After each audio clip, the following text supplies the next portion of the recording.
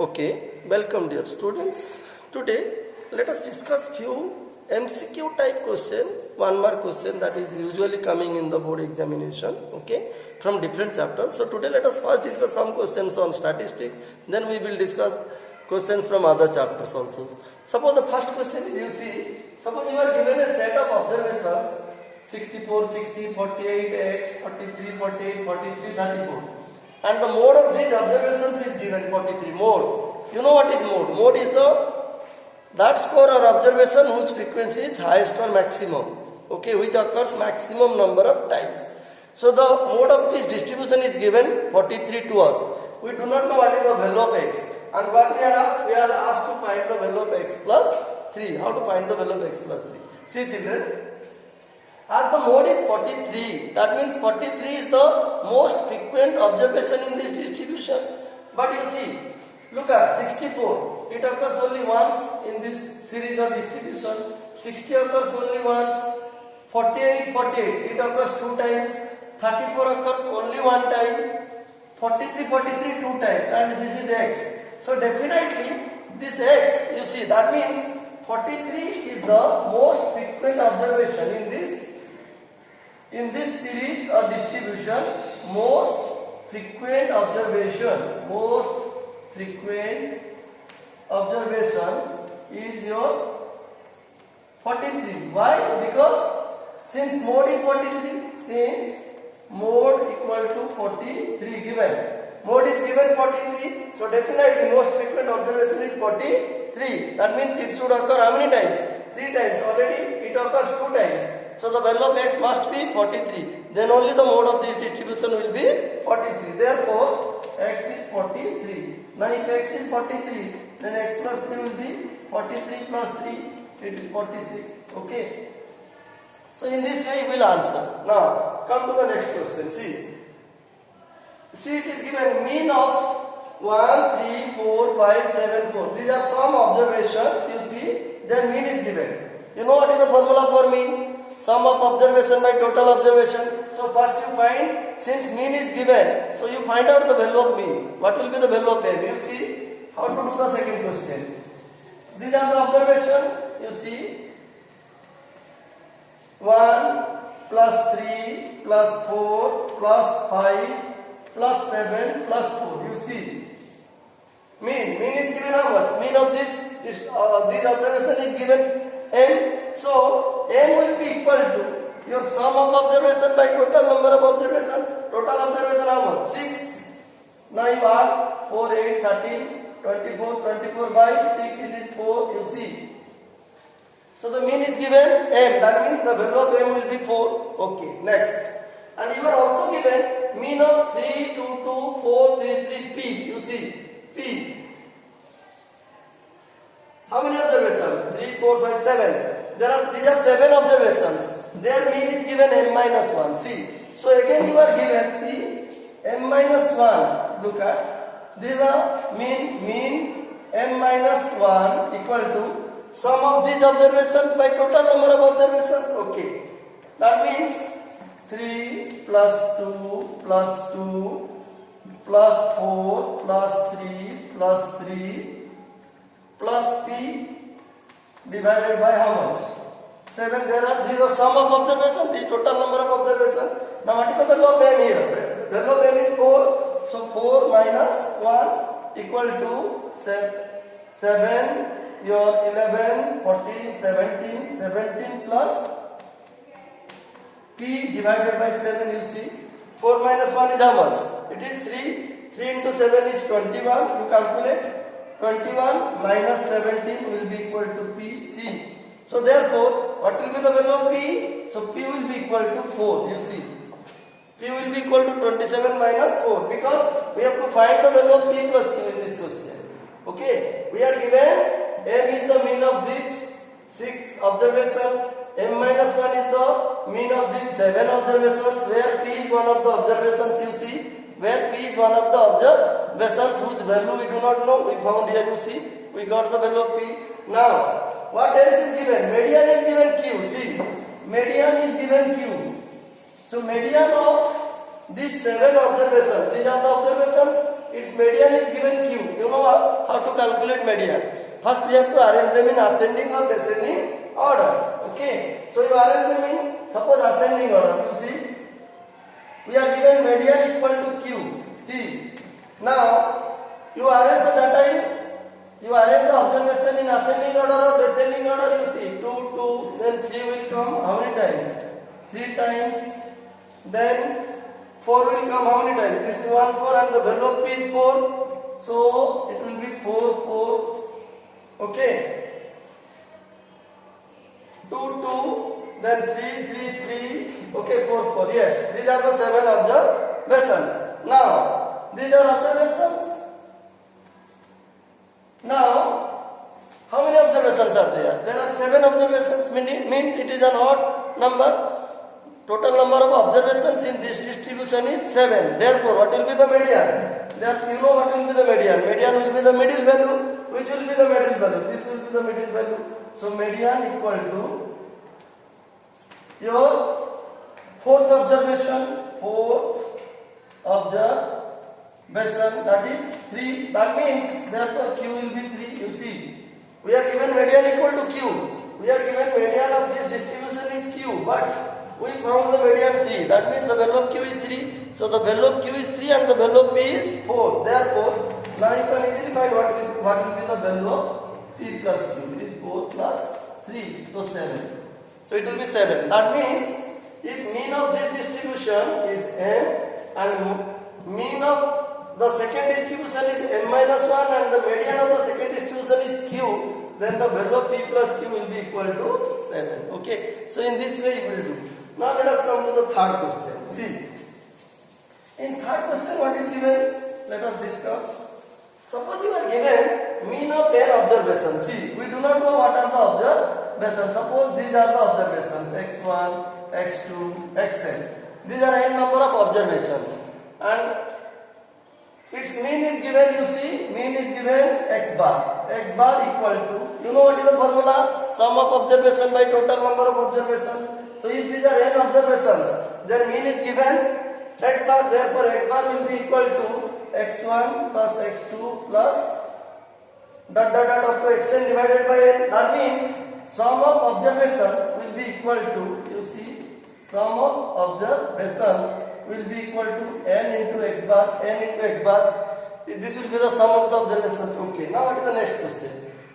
The next part is, if the first observation is increased by 1, you see, these are observations x1, x2 up to xn.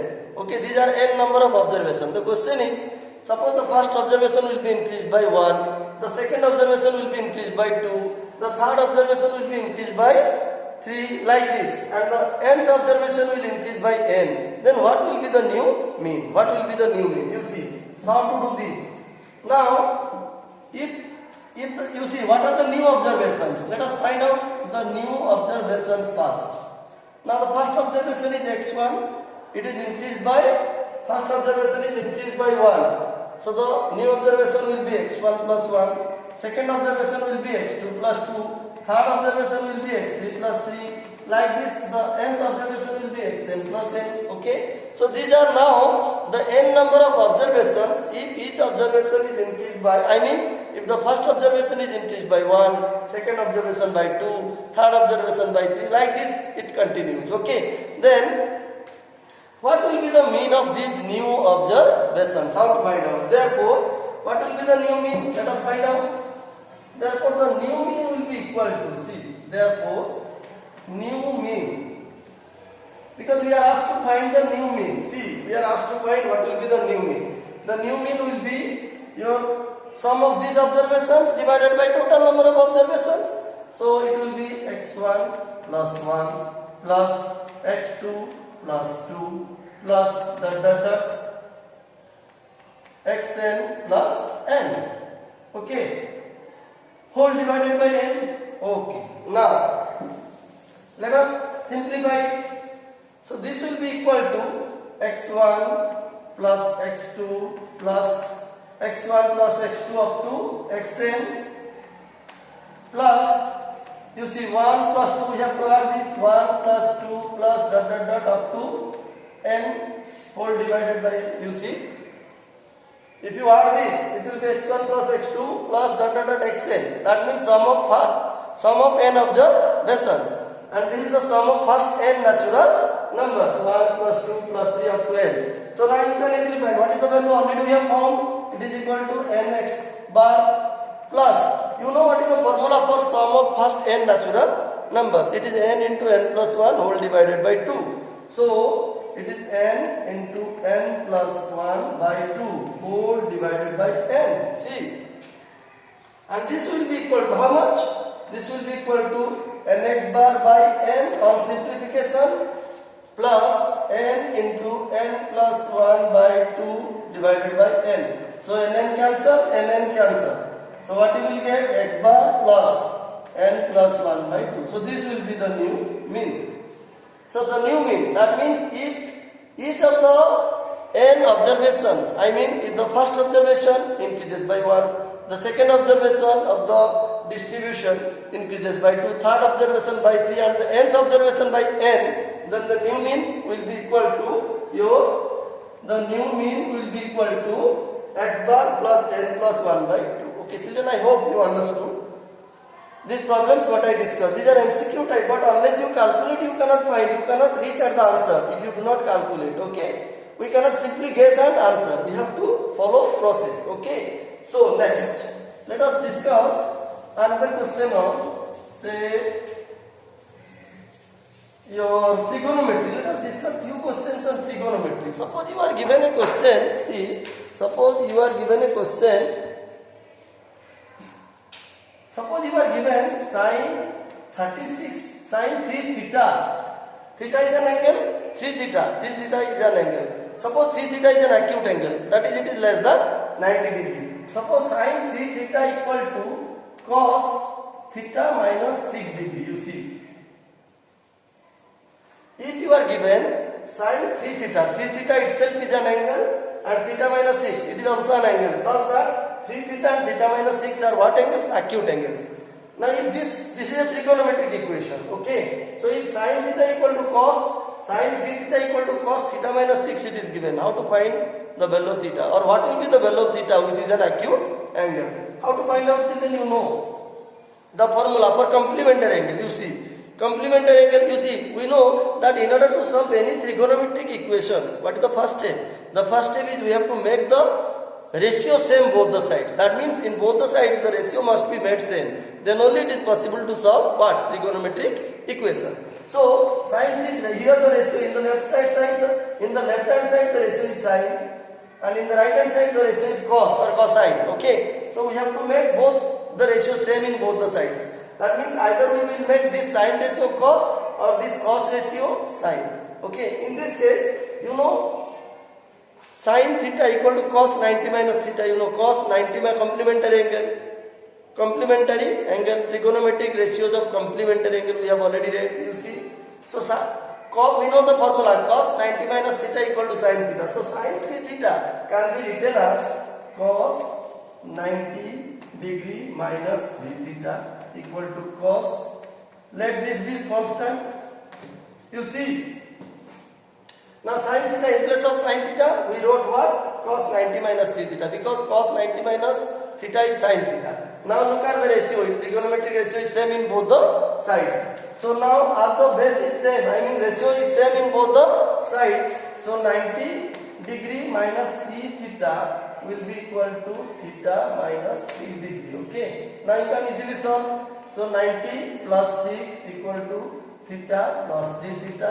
It is 4 theta equal to 96 degree. So theta will be 96 by 4, that is 24 degree. So in this way you can find the value of theta. Let us discuss another question. Suppose you are given, see, suppose you are given the value of tan theta.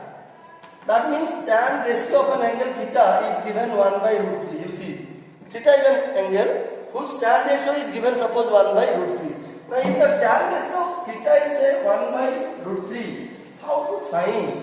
How to find the value of, you see, what will be the value of cosec square theta minus sec square theta by cosec square theta plus sec square theta? What will be its value? See, How to find out? We are given the tan ratio of angle theta is 1 by root 3. We have to find the value of this expression. Okay. How to find? It can be done in several ways, but the easy way is if we find the value of theta first, it will be better.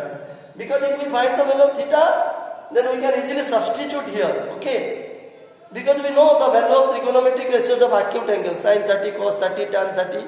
From 0 degree to 90 degree, we know the values of different trigonometric ratios. So we can easily put in this expression to find the value of this. Okay. Now, how to get theta? You see. So if tan theta is 1 by root 3, this is given. So 1 by root 3 is which ratio? I mean, which angle of tan ratio? Which angle of tan ratio is 1 by root 3? That we have to recall. It is tan 30 degree. So in place of 1 by root 3, we can write tan 30 degree. See. So if tan theta is 1 by root 3, then tan theta is tan 30 degree. So now the ratio is same both the sides. So theta is 30 degree. Okay. Now you substitute this value here. Okay. Now we have to substitute this value here.